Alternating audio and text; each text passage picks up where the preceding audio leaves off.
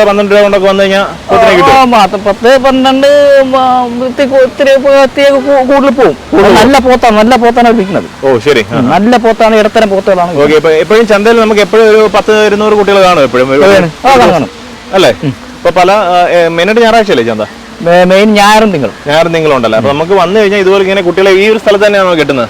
ഈ ഒരു സ്ഥലത്ത് തന്നെ. അപ്പൊ അതിനുവേണ്ടി കയറുകളായി കിടക്കുന്ന മൊത്തമല്ല. ഓ ശരി. നമ്മൾ വീഡിയോ എടുക്കുന്ന വൈകുന്നേരം രാവിലെ കുറെ പോത്തുകുട്ടികൾ വന്നിട്ട് പോകാൻ തോന്നുന്നു അല്ലേ? വിറ്റ് പോയി. കാര്യം നല്ല കച്ചവടം ഇവിടെ നടക്കണം. ഓ ശരി. നല്ല പോത്തുകളാണ് ഇവിടെ നമ്മളെ ഈ അക്ബർ കൊണ്ടുവരണം. ഓ ശരി.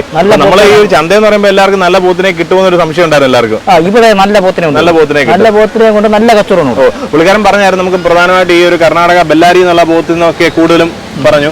വളർച്ചയാണ് നമുക്ക് മെയിനായിട്ട് അറിയേണ്ടത്. അപ്പൊ നിങ്ങളൊരു 10-15 രൂപ നല്ല വളർച്ച ഇവിടെ പോത്തൊക്കെ നമുക്ക് നല്ല മടുപ്പാണ്. ഓക്കെ. നമുക്കിപ്പോ നല്ല പോത്തിനെ ഇവിടെ കിട്ടുള്ളൂ. അപ്പൊ നല്ല പോത്തിനെ നമുക്ക് നോക്കി എടുക്കുകയും ചെയ്യാലോ.